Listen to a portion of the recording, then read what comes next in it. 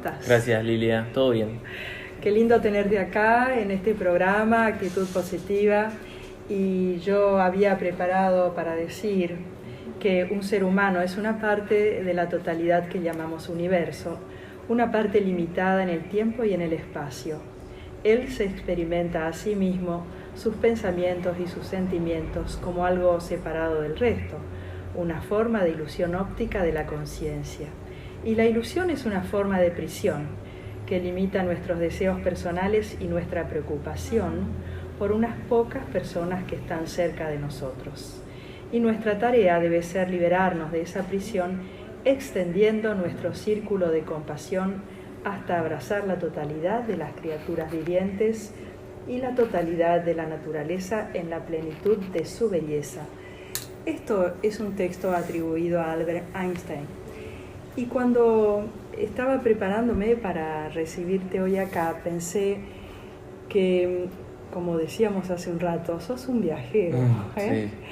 Sí. Y te invité a este lugar porque me parece muy interesante que muchas personas que no tienen la oportunidad, a lo mejor, de vivir experiencias fuera de esta ciudad o fuera de este lugar, sí, escuchen a quien ha tenido la posibilidad de hacerlo, y traes un montón de información que nos viene muy bien a todos. Sí, sí, ya lo creo. Por eso muchas gracias por estar acá y donarnos tu tiempo y darnos tu valiosa presencia, porque sos un hijo de Goya finalmente. Gracias, sí. Bueno, sí, gracias a vos también por invitarme. Por favor, Robert. Y sos como ese hijo de la vida que me dio la vida. Sí.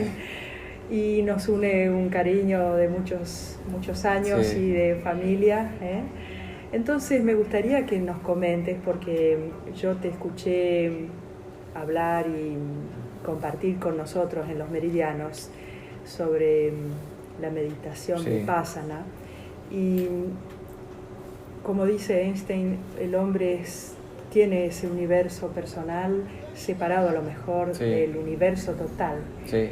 Y la meditación nos lleva a unir, ¿eh? Sí. ¿Cómo es esta experiencia tuya? Contanos un poco cómo fue. Bueno, ya que citaste a Einstein, yo también me gustaría citar a Carl Sagan, que él decía que nosotros somos el universo autoconociéndose. Uh-huh.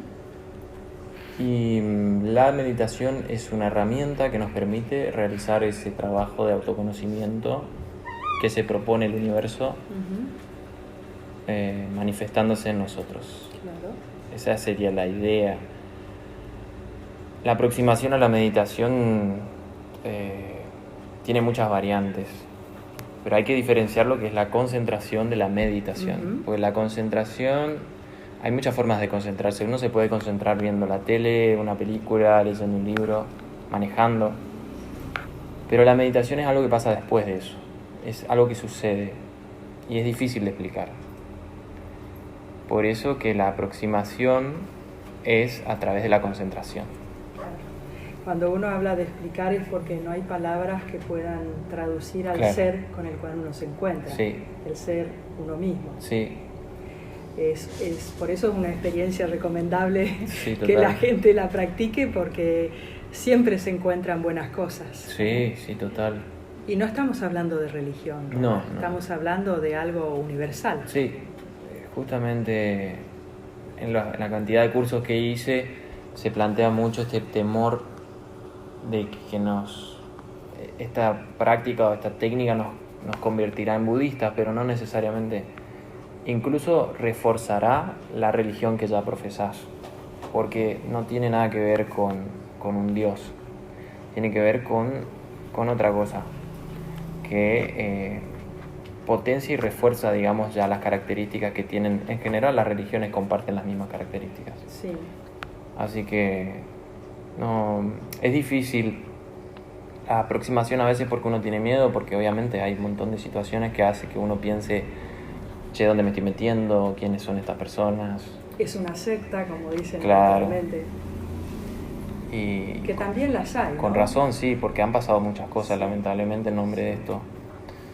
Y yo te digo que he practicado muchas técnicas y he probado muchas y he conocido gurús en todas partes y Y la verdad que hasta ahora esta técnica de meditación y estos cursos de meditación que hago me han dado mucha satisfacción. Y todavía no encuentro algo que me haga decir que no lo haga más, digamos. Claro. Digamos que tu experiencia siempre fue positiva, fue creciendo tu inquietud. ¿En algún momento buscaste algo, por eso te metiste, ¿no? Sí. ¿Qué podés recordar? Sí, en realidad me parece que empezó con la filosofía. A mí siempre me gustó la filosofía, sobre todo la filosofía griega. Esta frase que dice, conócete a ti mismo, siempre me causó mucha curiosidad. Y así fue que empecé. Y eso me fue llevando por diferentes caminos. Y como te digo, conocí un montón de técnicas, hice un montón de cosas. Y te estaba diciendo fuera del aire que hasta el momento que conocí esta técnica yo estaba bastante desesperanzado porque había tenido decepciones. Claro. Como muchas personas. Pero... decepciones en cuanto al ser humano.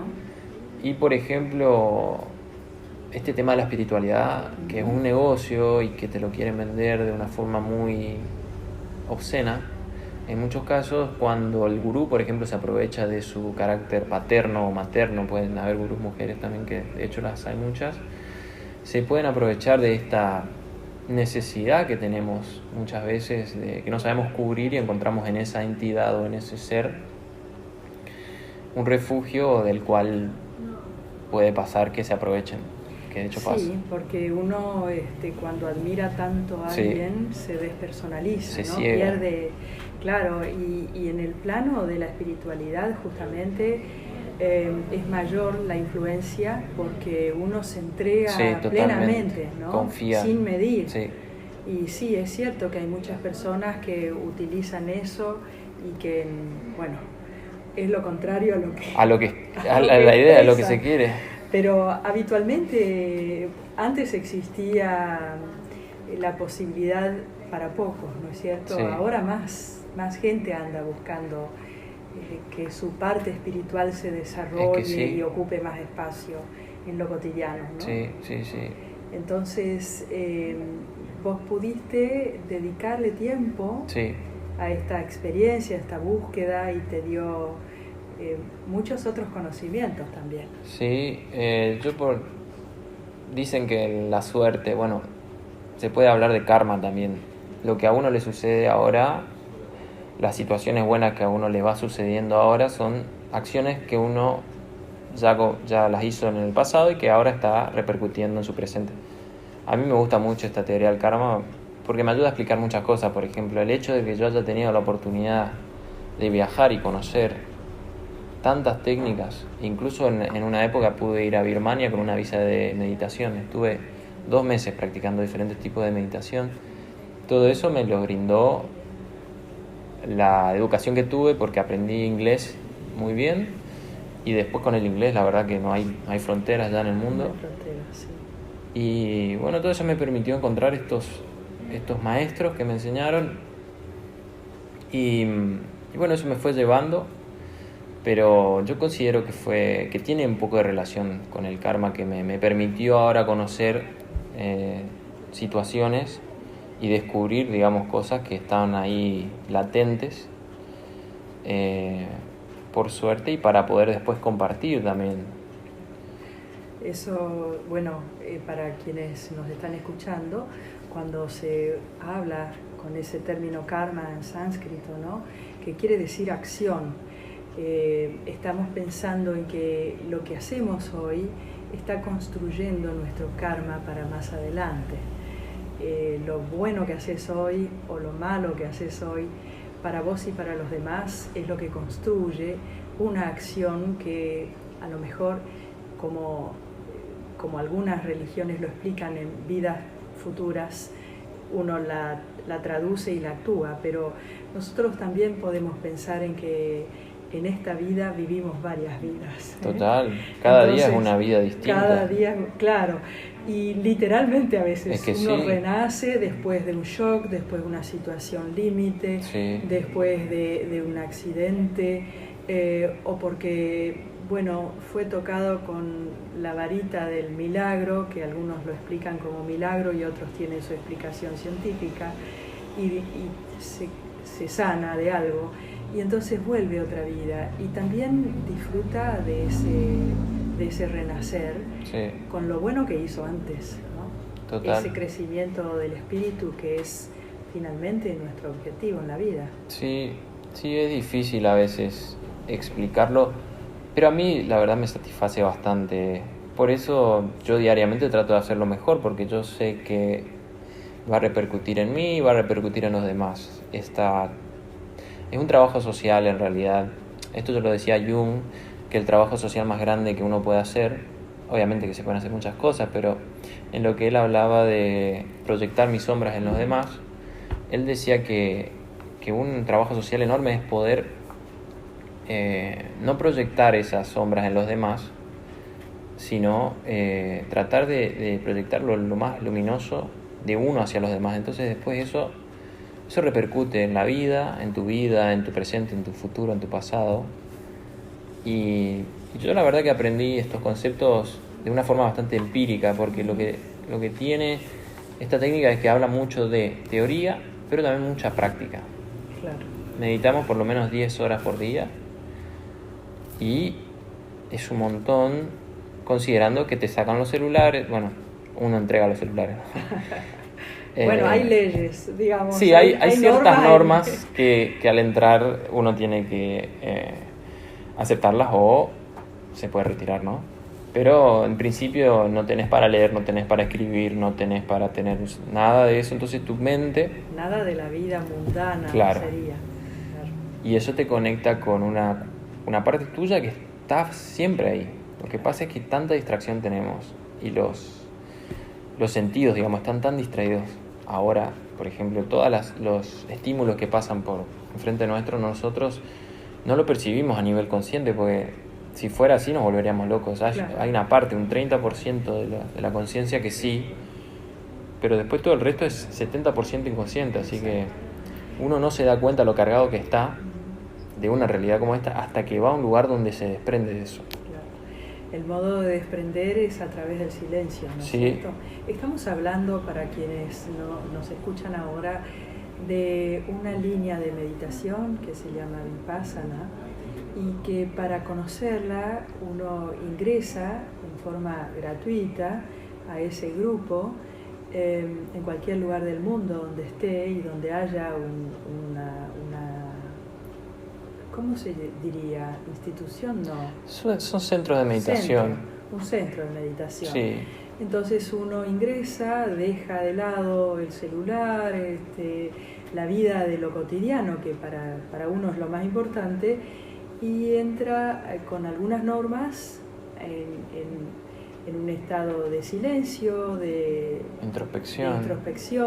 Bueno, vos me dirás mejor, pero eso hace que uno comprenda la cantidad de pensamientos basura que tiene, la cantidad de obsesiones y de acumulación de eso, y de acumulación de años, sí, exacto. Es como encontrarse con todo lo que uno no quiere. Y después de eso, que es lo que decís vos, te encontrás con todo lo que uno se había olvidado que estaba, pero que está, que es el verdadero ser, que ahí ya es donde las palabras son difíciles de encontrar, porque son cosas que uno empieza a decir, o sea, era por acá el tema, digamos. Claro. Yo estaba muy distraído en otras cosas, porque como esa frase que dice, el hombre vive como si nunca fuera a morir y cuando muere como si nunca hubiese vivido. ¿Por qué? Porque uno vive distraído, uno va corriendo detrás de una zanahoria y en un momento esa situación se termina, porque todos vamos a parar al cementerio, y cuando llega ese momento te quedó el vacío. Uno dice, ¿y qué es esto?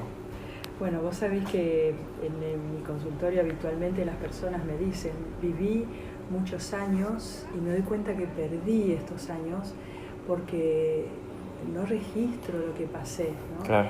Y te encontrás con muchísima gente que vive de esa manera, Sí. que la vida le pasa como a través de un blindex. Total, ¿no? uno mira su vida de una vidriera, ¿no? Sí, y es por eso cuando hablamos, por ejemplo, del contacto con el aquí y ahora, no se comprende muy bien Claro. de qué se trata, pero esto que vos estás transmitiendo tiene que ver con esa lectura de la percepción que es aquí y ahora, ¿no? Aquí y ahora qué te pasa, Total. aquí y ahora qué sentís, aquí y ahora, Sí. no sé antes y no sé después Claro. qué va a pasar, pero creo que es un buen modo de empezar, ¿no? Sí, A cambiar sí. todo esto. Sí, y uno empieza a entender de que, por lo menos lo que me pasó a mí, mi experiencia fue, la verdad fue una sacudida muy grande, darme cuenta de un montón de cosas que no estaba apreciando, no estaba valorando de lo que yo hacía o lo que yo tenía o lo que a mí me pasaba. Y estos momentos de silencio permiten... Lo que pasa es que también está la abolición y las ganas de... Porque hay mucha gente que no quiere toparse con eso, que no quiere encontrar esa realidad, que no quiere encontrarse. Eso también es totalmente respetable y también eso pasa un montón.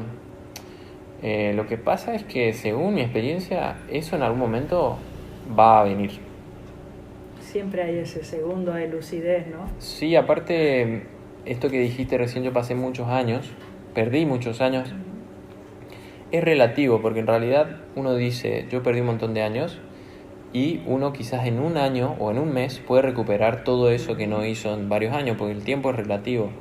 Y la cantidad de, como dijimos hoy, la cantidad de vidas que vivimos diariamente, también puede pasar en lo que es el proceso de la vida de alguien. Así que el tema de que perdí o no perdí está siempre al alcance de tu propia voluntad, de libre albedrío. A mí generalmente la gente me pregunta, che, quiero meditar, quiero aprender a meditar. Y lamentablemente están esperando que yo en media hora les explique cómo se hace. Y eso ves todo resuelto. Y en el día a día que vivimos hoy, queremos todo ya. Sí. Y queremos que nos enseñen a meditar en media hora. Y lamentablemente, como estábamos hablando hoy, se necesita por lo menos una semana o 10 días o más para poder empezar el primer paso en el jardín de infantes de meditación. Se necesita por lo menos dedicarse y guardarse unos días, que en realidad no es un gasto, es una inversión de tiempo invaluable. Claro, porque lo que a nosotros nos gusta siempre pensar en esta cuestión de costo-beneficio, sí. ¿no? Y bueno, hagámoslo. Sí, total. Cuando uno invierte en sí mismo, cuando uno realmente se dedica a ese ser uno mismo, el yo soy, el beneficio es enorme. Sí. Y la medida la tiene cada uno. Sí, total. Entonces está bueno tener esa energía para hacer ese cambio que estabas esperando encontrar en algún lado, o que estabas no sé, anhelando que te pase, o que otro te muestre, o que otro haga por vos, porque estamos en una cultura donde todo lo queremos resuelto para antes de ayer. Claro, el fast food, ¿no? Una vendeme el producto, rápida. Dame el resultado ya, sí, toma mi plata, dame lo que yo quiero. Y sí, y no me pidas que me gasten nada. Y bueno así estamos también. Así estamos. A la trompada, digamos. Estamos sufriendo mucho. Sí, lamentablemente sí, innecesariamente. Una sociedad globalizada y sufriente, muy separada del ser, sí. Muy separada de su espiritualidad, muy lejos, ¿no? Y es como me gusta una frase de Neil Walsh cuando dice, es un paso nada más, sí.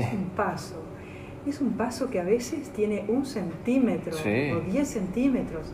No es que uno tiene que vender toda su vida, de perderlo todo, ¿no? Tiene que sí. Reinvertir en sí mismo. Por ejemplo, el camino de la liberación, que es lo que se habla mucho en este curso, te dicen, el mismo profesor, digamos, pues hay discursos después a la noche, y él te dice, mira, el camino es larguísimo, yo no te voy a mentir, pero todo camino empieza con el primer paso. Claro. Y el primer paso dado en la dirección correcta es invaluable. Es invaluable. Así que, digamos, todo empieza de a poco. La verdad es que no es fácil.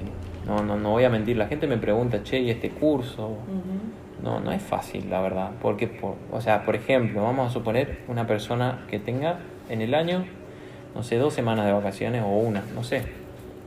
Y que pueda de alguna forma pedirse 12 días, porque son 12 días lo que necesitas.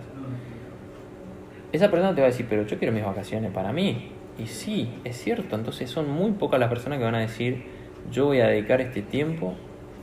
Y uno no tiene idea la repercusión que puede tener eso, no solo en su vida, sino en la vida de las personas que los rodean. Exactamente. Entonces es una inversión de tiempo que va a repercutir en la persona, la familia y la sociedad. O sea que no tiene... Lo que pasa es que al principio es totalmente irracional. O sea, yo vengo y te planteo esto y me decís, no, ni loco. Claro, pero estamos hablando de que en la búsqueda, como viajeros, porque somos todos viajeros, algunos lo asumen como Robert y viaja realmente, sí. Y viaja no solamente se traslada espacialmente, ¿no?, de un país al otro, sino que además viaja hacia sí mismo, sí, y saca lo mejor de sí, ¿no? Y como diría Miguel Ángel cuando descubre al David de la roca, ¿no? Sacó lo que sobraba. Sacó lo que sobraba y por eso hizo esa escultura tan bella. Y a nosotros nos pasa así también. Total. Cuando uno se encuentra sin estar bien, para decirlo de una manera, a veces uno sufre mucho y no se da cuenta que puede hacer un cambio. Hay una diferencia, disculpame, entre el dolor y el sufrimiento. Claro. El dolor siempre está. El sufrimiento es opcional. Sí, tal cual.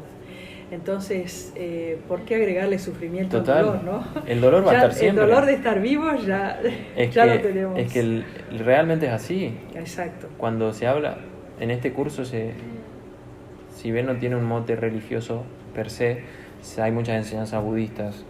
Y en una de ellas te dice que, digamos, no tiene que ver con cómo uno busca, sino lo que uno va encontrando a medida que lo va transitando. O sea, te dan un lineamiento, pero después uno lo va encontrando en base a su experiencia. Claro. Así que no... Bueno, pero esto es como cuando uno habla del umbral del dolor físico. A veces, por eso es tan interesante cuando uno busca y se provee a sí mismo de lo que va necesitando. Porque el umbral del dolor en todos es diferente. Sí. Y a lo mejor 12 días de una experiencia como la que estamos hablando, realmente no provoca sufrimiento, dificultades grandes, sino el descubrir es como un viaje maravilloso. Total. Y ese descubrir te deja como en un estado de éxtasis, sufriente en algún punto, porque uno también hace el duelo de lo que fue. Es que sí, uno empieza a dejar atrás un montón de pieles que usaba. Lo que uno fue, a lo que uno apostó sin darse cuenta que estaba haciéndolo. Pero empieza a transitar de otra manera. Entonces, el beneficio de esto es que cada uno también tiene que medir su umbral para saber qué hacer. Sí, acá se habla mucho de la propia experiencia, porque se habla de que si bien es importante lo que uno lee en un libro, y es importante lo que yo te puedo estar contando ahora, va a seguir siendo mi experiencia. O sea, hasta que no lo experimentes, va a seguir siendo un conocimiento intelectual. Y en realidad lo que se busca con la meditación es que uno lo empiece a vivir, uno lo empiece a experimentar cabalmente y hasta corporalmente, porque, bueno, se habla mucho de las 4 verdades, pues se hablan de cosas budistas, digamos. La primera verdad es que dolor va a haber siempre, porque la vida es así. O sea, la vejez, la enfermedad, la muerte van a estar presentes siempre. Entonces ya desde el vamos ya hay una situación. Después la segunda verdad es que hay una salida del dolor. O sea que no es que siempre va a haber dolor. Hay un camino para salir y hay un camino para erradicar todas los dolores, digamos. Y esa sería la liberación. O sea, lo que apunta a la meditación es a la liberación. O sea, si uno quiere medir qué tan buena puede ser una meditación, hay que ver cuál es el fin. Porque puede haber una meditación que te quiera tranquilizar la mente Y eso hay un montón de técnicas. Claro. Se trabaja, por ejemplo, mantras, visualización, contemplaciones. Contemplaciones. Sí. Todo eso relaja la mente y brinda un montón de beneficios a un nivel superficial. Lo que es la profundidad de la mente y lo que es la liberación se aborda con la técnica de Vipassana, que tiene que ver no con la visualización ni con los mantras, sino con la propia percepción corporal. Ellos usaron a los sentidos corporales como medio para liberarse. Entonces, durante estos 10 días se van a manifestar lo que se conocen como samskaras, que son reacciones del cuerpo y de la mente que van a empezar a decir, esto no me gusta, y te va a empezar a pegar patadas de adentro a decirte, salí de acá. Claro. Pero en un momento vos vas a decir, porque la técnica te enseña a observar eso, que justamente es el dolor. Claro. Después en el día a día también te va a pasar. Vos salís del Vipassana y te encontrás con la vida te va a golpear. Y vos vas a decir, yo no ¿salgo corriendo? No, Vipassana quiero. me enseñó a observar esto y a liberarme de esto. Y así... a no resistirse. Exacto. Sería, ¿no? En psicología diríamos no resistir, no poner resistencia, claro, no boicotearse, son términos, pero como vos decís, el cuerpo es el que reacciona, sí, cuando uno no le da lo que siempre le dio, ¿no? Sí, porque esta técnica tiene mucho de psicoanálisis y psicología. Por ejemplo, ellos hablan de que hay 3 formas de afrontar lo que sería el dolor, por ejemplo. La primera, que es la que hacemos mucho, es reaccionar. O sea, viene el dolor, yo reacciono. Alguien me pega, yo le pego. La otra es reprimir. Entonces viene alguien, me dice algo que a mí no me gusta, entonces yo no le digo nada y me lo guardo. Claro. Eso también genera lo que sería una neurosis. Y la tercera posibilidad que ofrece esta técnica es la observación, sin juzgar. Y observar sin juzgar es muy difícil, pero es lo que se trabaja. Entonces a mí me pasa algo que no me gusta, entonces observo. ¿Y cómo observo eso que no me gusta? Te enseñan a observar la respiración. Claro. Por eso está tan vinculado la técnica con la respiración y las sensaciones corporales. Son las 2 cosas básicas, digamos, la técnica. ¿Qué hago, cómo lo hago y para qué lo hago? Sería, ¿no? Estamos hablando con Robert Roger, que bueno, nos está mostrando parte de su experiencia a través de la meditación Vipassana. Y una de las cosas que me gustó escuchar de tu comentario es que algo te inspiró a buscar y fuiste por distintos lugares. Sí, muchos. Tenés tu experiencia, eso es maravilloso, en Oriente. Sí. Birmania, entrar a Birmania creo que es aquel cuento de hadas. Sí, es difícil porque a veces cierran la frontera, a veces no, tienen muchos problemas políticos. Claro, y bueno, después estuviste en otros lugares, en India. Estuve 6 meses en India, 1 mes en Nepal y estuve 4 o 5 meses alrededor de lo que sería Tailandia, Camboya, Vietnam, Laos, Indonesia. Toda la zona de un tsunami, ¿no? Sí, vos estuviste sí, allí. Todavía sí se ven las marcas. Pero vos sabés que más que el tsunami me sorprendió las guerras, ¿viste? La guerra de Vietnam sobre todo. Cómo la gente todavía sigue sufriendo por eso. Y hace poco leí, en Birmania hay lugares donde no se puede caminar porque todavía hay minas antipersonales. Y hace poco leí que un turista alemán murió porque fue a caminar a un lugar que no había que caminar. Se acaba de caer un teléfono nada más. Sí.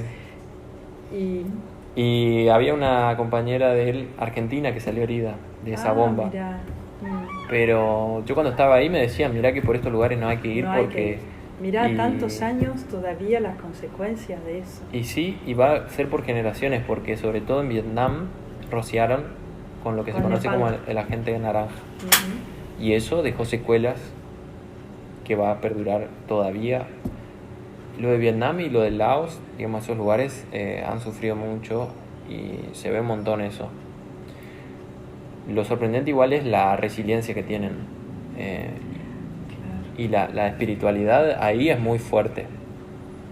Digamos, quizás ellos no tienen lo que sería una riqueza material, pero tienen mucha riqueza espiritual. Y ellos, vos te das cuenta la forma de ser de ellos. Podrían estar deprimidos, podrían estar mal, pero sin embargo... que podrían contestar, ¿no? Pero no.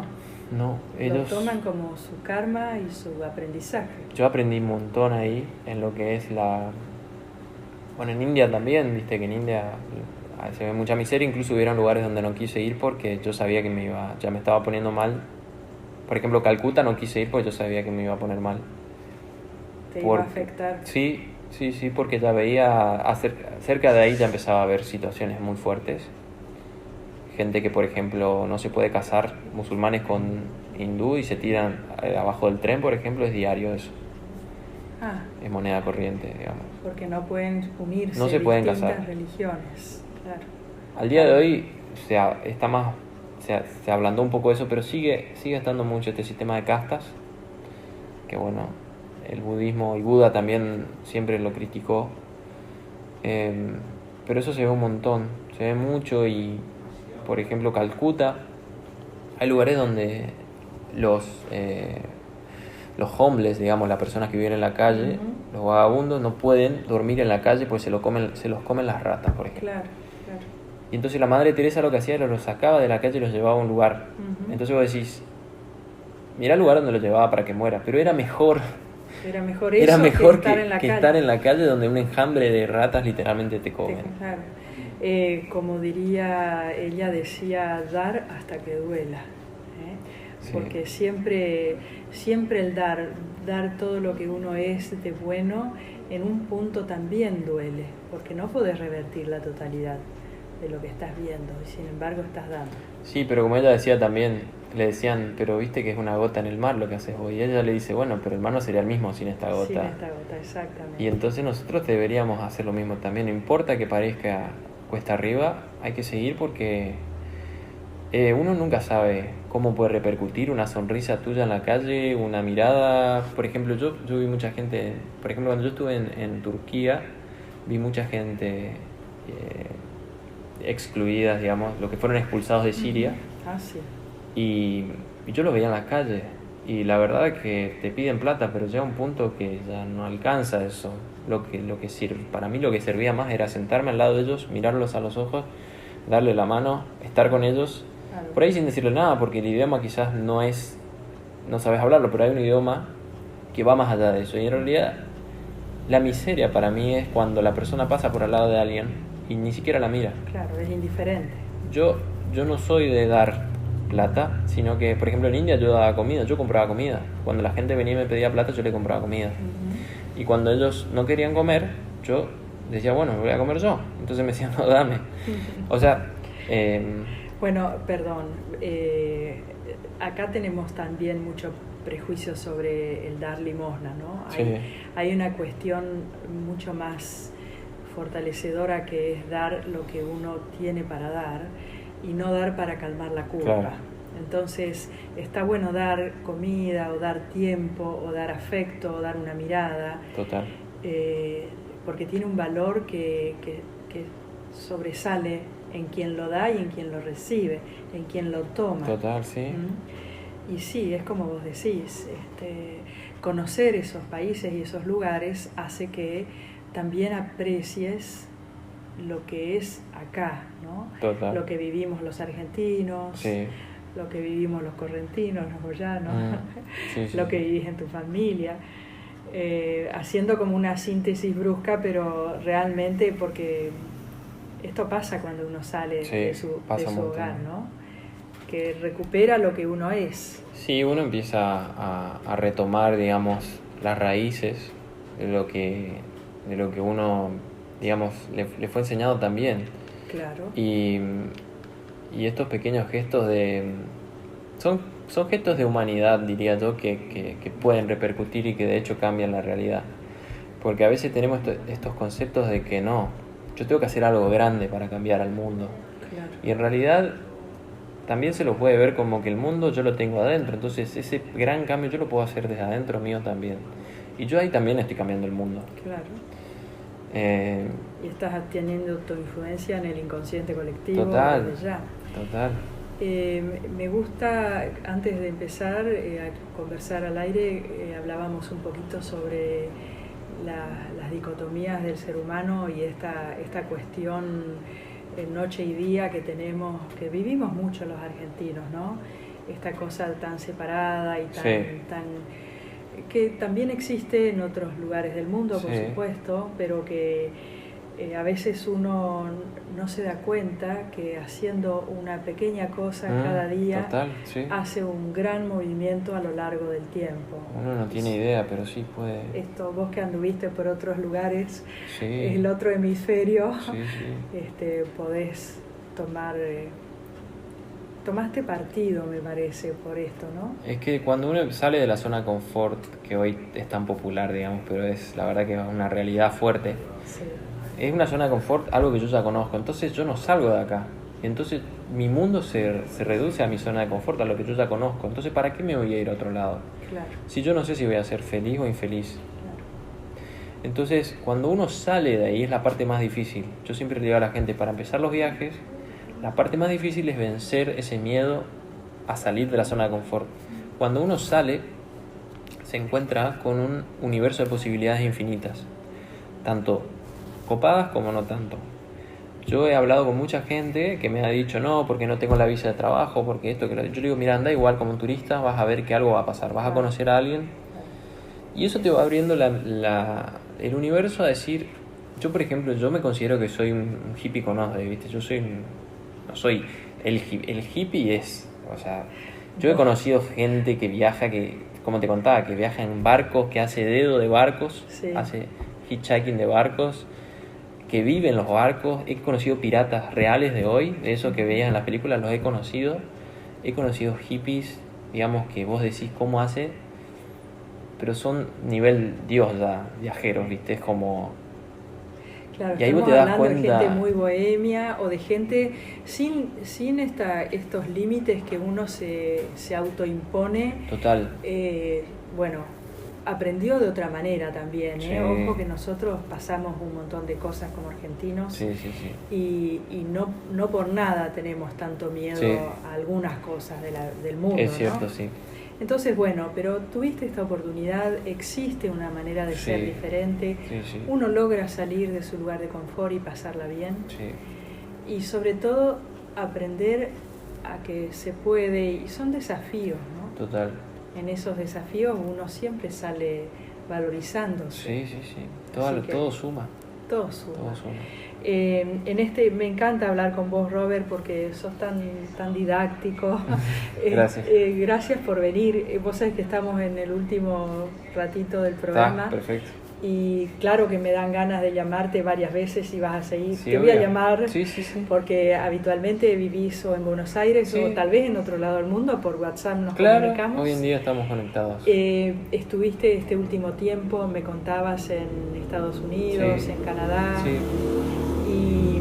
Y me gusta, quiero que hagas un breve resumen de cómo es cuando uno ingresa a la meditación Vipassana, puede viajar y encontrar Sí. en otros lugares sin que esto te demande un gran dinero, ¿no es cierto? Claro. Contanos un poquito tu experiencia de conocer esta gente que por darte vos le das. Total. A mí me pasó que hasta el día de hoy me sigue sorprendiendo. Te estaba contando que yo sigo viajando justamente porque quiero seguir conociendo diferentes centros. Yo a esta altura ya estuve en más de 16 centros alrededor del mundo. Y todos los centros funcionan igual. Hay más de 150 centros alrededor del mundo. Y todos los centros tienen esta dinámica. Donde vos primero te tenés que inscribir por internet. Una página... que es la página es dhamma.org, y ahí te salen todos los centros que hay. Vos tenés un buscador y el país que querés lo seleccionás. Claro. Te inscribís, porque hay listas de espera. Claro. Hay lugares donde hay listas de espera de meses. Claro. Entonces vos te inscribís, y un detalle que no es menor, generalmente son las mujeres las que más listas de espera tienen. Ah, mirá. Ahora se está equiparando un poco con los hombres, pero generalmente son más difícil entrar a la parte de las mujeres, porque es importante saber que estos centros están segregados. Hay un sector que es para hombres y hay otro sector que es para mujeres. Vas a tener una profesora si vas al lado de mujeres, y como hombre vas a tener un profesor. Eso ya es así, ya en todos lados se maneja así. Sí, sí. Y después básicamente te inscribís, ves la fecha. Porque no es un lugar donde uno va a conseguir novio, digamos. Y bueno, pasan muchas cosas. Pasa Ahí todo, adentro del centro justamente no. Lo que puede pasar, claro, es que afuera después de afuera de los límites del centro sí, Claro. no hay ningún problema, pero adentro... Vas a la práctica. Exactamente. Entonces sí. Entonces te anotas por internet. Por ejemplo, acá en Argentina tenemos 2 centros. Uno que se llama Dama Azucada, que queda en Bransen, provincia de Buenos Aires, y otro que se llama Dama Viria, que queda en Capilla del Monte, Córdoba. Yo conozco a las personas que lo integran, y son personas increíbles, el compromiso que tienen. Hace un año fui al de Capilla del Monte, fui a conocerlo. Impresionante, muy lindo. Uh-huh. Y la verdad que no hay un requisito. O sea, te dicen ciertas cosas como mirá que vas a estar en silencio, Claro. mirá que vas a tener que dejar tu celular, estás dispuesto a, Uh-huh. tenés alguna enfermedad, antecedente, algo que quieras contarnos antes. Se hace como un pase de mails, Uh-huh. de información, y después te confirman y te dicen ya podés venir en tal día, traer tal cosa, y es así. Y es así. Genial. Sí. Entonces uno se inscribe por internet y puede viajar después con un intercambio. Sí, Porque uno también es voluntario, Sí. me decías vos. pero para ser voluntario primero tenés que hacer un curso. Después de hacer primero ya podés ser voluntario. Claro, hablamos del curso, son 10 los días. primeros 10 días Sí. de entrenamiento. Ese sí tenés que hacer siempre. Claro. Después sí ya podés ser voluntario. Claro, porque convengamos que uno para limpiarse de un montón de prejuicios y un montón de ideas que tiene y que heredó y que adquirió, necesita también, para ser voluntario, necesita haber pasado por esa experiencia, haber tomado una información de uno mismo y luego poder darle a Exactamente. otros. Bueno, ¿alguna otra cosa que te haya quedado en el tintero que quieras compartir con la gente que nos escucha? Bueno, yo justamente después de la última charla que tuvimos, que fue hace 2 años, puede ser, que hicimos en Los Meridianos, hicimos una charla de meditación. ¿Ya pasaron 2 años? Puede ser, yo después fui a hablar con la profesora, la que dirige, digamos, los centros en Argentina, Sí. y le dije que me gustaría la idea de poder poner un centro en Corrientes. Sí. Y ella me dijo que primero hay que juntar fuerzas, digamos, en Buenos Aires. Uh-huh. Entonces yo lo que quiero decir es, si alguien tiene ganas de hacer este curso, lo mejor es que vaya al centro de Buenos Aires o al de Córdoba y le dé su apoyo ahí, a los Claro. chicos de ahí primero. Una vez que eso Crece. llega a un punto de que pueda seguir creciendo, se podría abrir otro lugar, Claro. otro centro en otro lado. Exactamente. Pero para que te des una idea, querían abrir uno en Uruguay y dijeron no, vamos a concentrarnos en Argentina, en Buenos Aires, y después de ahí podemos Por ver. fin, porque habitualmente ponen cosas en Uruguay o en Brasil, ¿Viste? no en Argentina. No, Por ahora fin. estamos bien. Sí, he tenido esa experiencia frustrada de tener que viajar a Uruguay. No, estamos bien nosotros. Buenísimo. Por suerte. Bueno, Robert, qué lindo todo lo que nos has traído. Gracias. Muchas gracias. Siempre es un placer conversar, escucharte. Y por supuesto que vamos a seguir en contacto. Sí, sí, claro. Y sobre todo me va a gustar conocer porque, bueno, no nos da el tiempo, pero hay muchas cosas de la filosofía existencialista que nos toca hoy, que está bueno como recuperar. Nosotros creemos que con la tecnología estamos avanzando mucho y nos debemos olvidar de muchas cosas que aprendimos. Y realmente este es tiempo para volver a las fuentes, se dice, ¿no? Sí. Esa es la frase. Bueno, si una información que tiene miles de años todavía está vigente, quiere decir algo muy importante. Es que si vos te pones a ver ahora, el peligro más grande en realidad es que las máquinas nos conozcan más que nosotros a nosotros mismos. Entonces por eso es tan importante hoy en día hacer estas prácticas de autoconocimiento, porque si no... Para no dejarnos Fíjate avasallar. que ya ahora los celulares nos escuchan, ya saben lo que queremos, y si nosotros no sabemos lo que queremos, Estamos en un problema. estamos fritos. Bueno, todo sea por nuestras próximas generaciones, Sí. que disfruten de esto que estamos sembrando aquí ahora. Gracias, Robert. Gracias, Lila. Hasta la próxima Total, sí. conversa, que es muy agradable. Gracias. Gracias.